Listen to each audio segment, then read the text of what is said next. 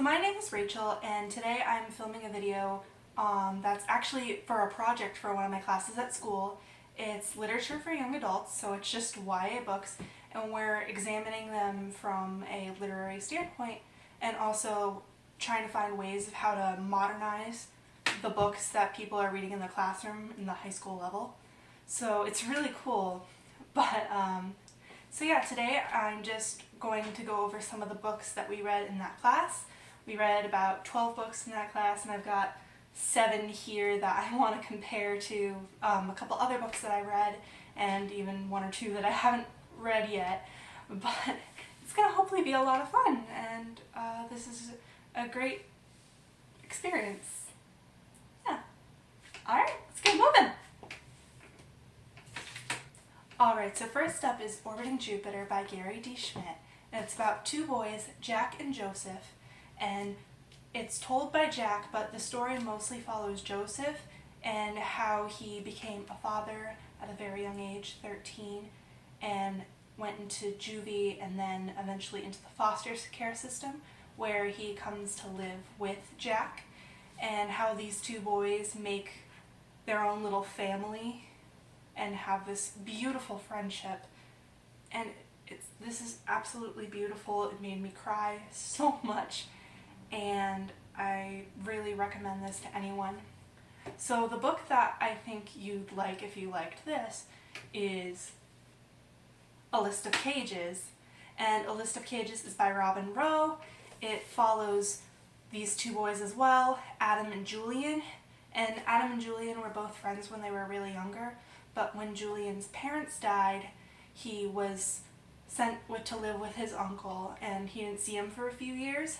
And the story picks back up when the 2 boys are in high school, and they meet again, and they start this beautiful friendship again. And with a lot of the book is with how Julian misses a bunch of school, and Adam is trying to help him with school, and it's just beautiful and heartbreaking. And if you were a fan of Orbiting Jupiter, I think you would absolutely love A List of Cages. Alright, next we have Aristotle and Dante Discover the Secrets of the Universe by Benjamin Alir Sayans, which I don't know if I'm pronouncing that right. I apologize if I'm not, but this book is just, it deserves every single award it's won.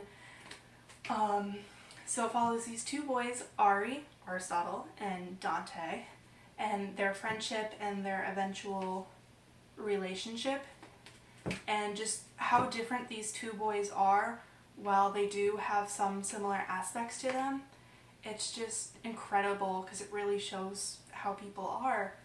And these 2 boys, the way they grow up together and keep in touch even though Dante's away for a while, and then eventually falling in love, it's just beautiful. I absolutely love this book. It's just, I can't even. So, if you liked Aristotle and Dante Discover the Secrets of the Universe, I think you'll like Ziggy, Stardust, and Me by James Brandon. So Ziggy, Stardust, and Me follows Jonathan Collins, a boy who, it's the 1970s, so with everything that's going on, he's gay, and he knows he's gay, but it's not something, and he believes it's wrong that he's gay. He's undergoing conversion therapy and has severe issues with his father, and to escape, he has this shrine to David Bowie and his mother, who is a David Bowie fan, and it's so poignant, and you'll absolutely fall in love, and you'll have so much heartbreak with Jonathan and his eventual relationship with Webb, a boy who is so comfortable knowing that he is gay and happy that he is, and that he's comfortable with that in his own skin, whereas Jonathan can't handle that. And the way that those 2 boys fall in love and connect with each other is just so beautiful. And I think that if you liked Aristotle and Dante Discover the Secrets of the Universe, you'll absolutely love Ziggy, Stardust, and Me. And one of the hugest issues that my class had with Ari and Dante is that it takes place in the 1980s, but the way the parents' exception to their relationship doesn't sound like a 1980s very much. So Ziggy Stardust and Me has a more accurate historical situation going on here, even though it's not ideal, obviously. It's more accurate to the time period, which I think is something my classmates would enjoy more. Alright, so next up is The Sun is Also a Star by Nicola Yoon. So this novel follows Natasha, who's an undocumented immigrant and her last day in New York, as well as Daniel, who's a Korean American, and he is in the city preparing for an interview with a student at Yale as to part of his admissions process. And these two meet on Natasha's last day in New York, and throughout the course of this day, Daniel is trying to make Natasha fall in love with him, and of course they do end up falling in love, but I'm not going to spoil the ending, so I'm going to stop there. But I would like to compare The Sun is Also a Star to A Very Large Expanse of Sea by Tahar Mafi. So A Very Large Expanse of Sea follows Shirin, who is a teenage Muslim girl, and the story takes place in 2002, so a year after 9/11, and she's being targeted because of her religion being Muslim following the attacks on the World Trade Center.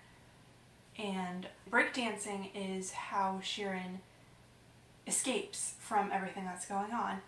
But then she meets a boy named Ocean, and she falls in love with him throughout the novel. And just the relationship that they have, they're able to forget about everything that's going on. And just like I think Daniel and Natasha, they kind of lost like what was happening to her throughout the day. They kind of healed together. I think Ocean and Shirin also healed a little bit in their days together throughout their novel.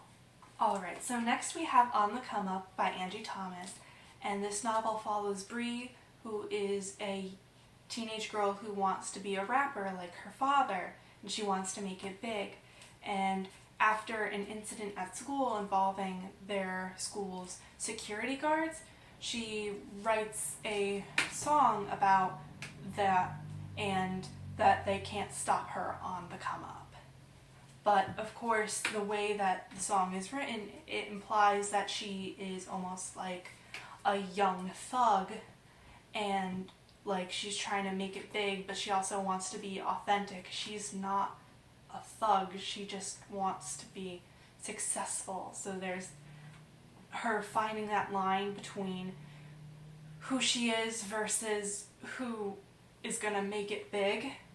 And I absolutely love Bree. She is just really determined, and I love her authenticity in the end. It's beautiful. So I think that if you enjoyed On the Come Up, that you would enjoy Slay, a novel by Brittany Morris. So Slay follows a girl named Kira who is very big into video gaming and video game designing, and there's a murder that is partially through this game. So as the game is mostly has a African American audience and players, they are blamed and labeled as thugs, murderers, etc. And I think in that way they compare very well because of the situation, like of who they are versus what they're thought to be. And I think I haven't read Slay yet. It's on my TBR and has been for a while, but I think it would hold up very well next to On the Come Up. Also, it was described as Ready Player One meets The Hate U Give, which is also by Angie Thomas, so I think that would fit very well. Alright, so next up we have Darius the Great is Not Okay by Adib Khorram, and this follows Darius, a boy who travels to Iran when his grandfather is sick in order to get to know him, and when you see him in America versus when you see him in Iran, he doesn't feel like he belongs in either place. and he is struggling severely with mental health issues and some of the challenges that go along with that. So and when he's in Iran, he's able to find a place with a friend named Sarab that he is just able to be who he is, and he likes who he is. And I absolutely loved that he was able to find that place, because everyone deserves to be happy with who they are, and Darius finding that is absolutely just beautiful. So I would like to compare Darius the Great Is Not Okay to Turtles All the Way Down by John Green. So John Green is very popular, and he does a lot of work with mental health. So this novel here, although it does have a mystery aspect to it, it's bigger with Aza's OCD problem and her friendships and how everything is with that, and how her OCD affects her life. So I think that Turtles All the Way Down would be loved if you liked Darius the Great Is Not Okay, because both of them deal with mental health issues in such a great and realistic way that we don't see often, or at least not often enough. So I think both of these books are very important reads. So if you like this one, then I think you'll like this one. Alright, so the next book we have is Long Way Down by Jason Reynolds. And this is the story of a teenage boy named Will who is taking this elevator ride down his building, and the whole story for the most part takes place in 60 seconds, and he is trying to decide whether or not to shoot his brother's murderer. And as he's going down, he sees all of these relatives that were shot and killed or have killed someone via gun violence. And it really is just showing how in some places around the world there is this cyclical violence, as they believe they have to take revenge on someone who's been murdered that was close to them. So I think that if someone liked Long Way Down, that they would like Dear Martin by Nick Stone. So Dear Martin by Nick Stone, I guess you could say it's more comparable to Slay or On the Come Up, but really mostly The Hate U Give, which is Angie Thomas's other novel. But I really think it works with Long Way Down, because it's, instead of that violence, it's this peace, because Justice, the main character, is writing these letters to Martin Luther King and trying to see how, in his own writing, like, if some of Martin Luther King's practices can still hold up to today's society. So when there is an incident with cops and one of his friends and he is targeted by the media, it's just like, is Martin Luther King's dream, does it still hold up? Is peaceful protest still the way to go about this? So I think just the violence versus the peace aspect is really an interesting thing to consider here.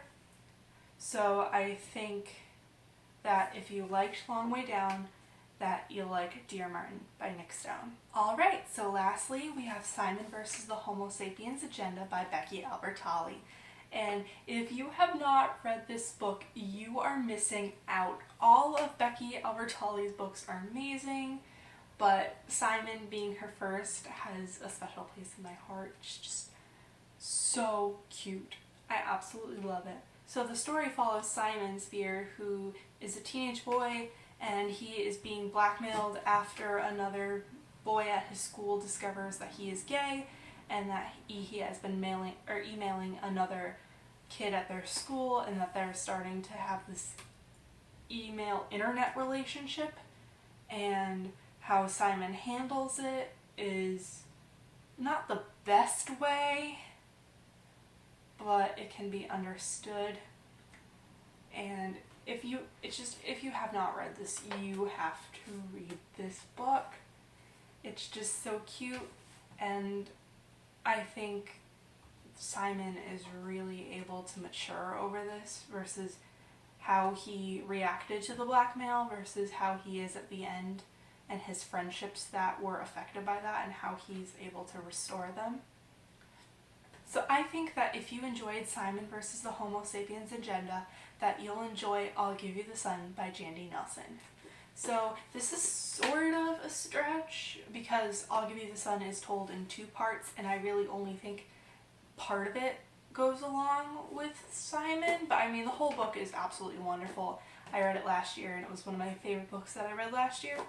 So one of the parts is told by Jude, who is telling the story in their teenage years, while the second part, which is the part that I think applies to Simon in compatibility, is Noah's, and he tells the story as when they were preteens.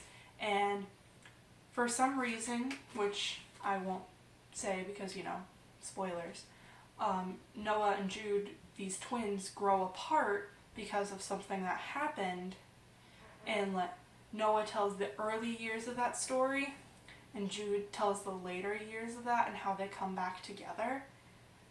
But I think the way that Noah is with his relationships and his friendships, I really think that if these 2 characters lived in the same world, that Simon and Noah would be friends because they have a lot in common, not just their sexuality, but the way they are with their friendships and how they are with their families.